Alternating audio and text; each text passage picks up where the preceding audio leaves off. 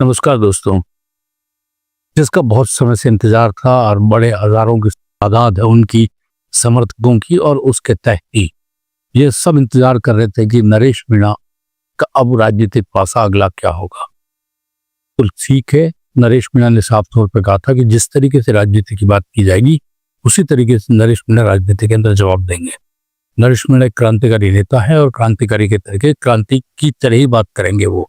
और नरेश मीणा ने अब साफ तौर पे आज ऐलान कर दिया, और वो भी ऐलान भी ऐसी जगह से किया है जिस जगह शहीद की जन्मभूमि है, और वहीं से उन्होंने एक नए संगठन का ऐलान किया है जिस संगठन का नाम है भगत सिंह सेना। नरेश मीणा ने भगत सिंह के गांव से जाकर उनके गांव में ही यह तय किया कि वो भगत सिंह सेना नाम का एक संगठन बनाएंगे। संगठन के नाते ही वे सब कुछ करेंगे।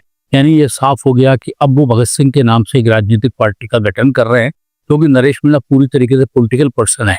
और नरेश मीणा जो पॉलिटिकल पर्सन है और भगत सिंह को आदर्श मानकर उन्होंने अपना पार्टी का नाम भगत सिंह सेना रखा है, तो निश्चित रूप से अगला विधानसभा और लोकसभा चुनाव जो भी होगा उसके अंदर वो भगत सिंह सेना के नाम से ही खुद भी उतरेंगे और मैदान में तो अपने दूसरे उम्मीदवारों को भी उतारेंगे।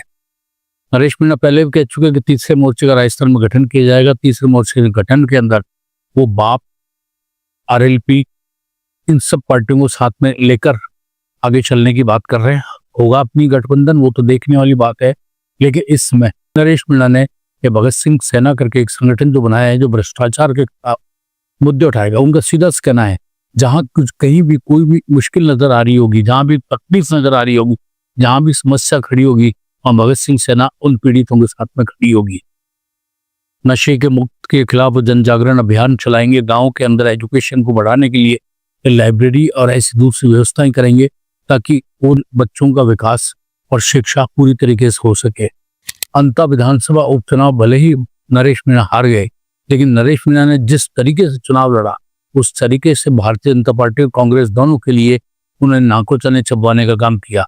वोट कटिंग हुई और इसके बाद में नरेश मीणा अपना चुनाव हार गए, लेकिन नरेश मीणा इससे ना तो निराश हुए ना उदास हुए और उन्होंने आगे की रणनीति पर काम शुरू कर दिया।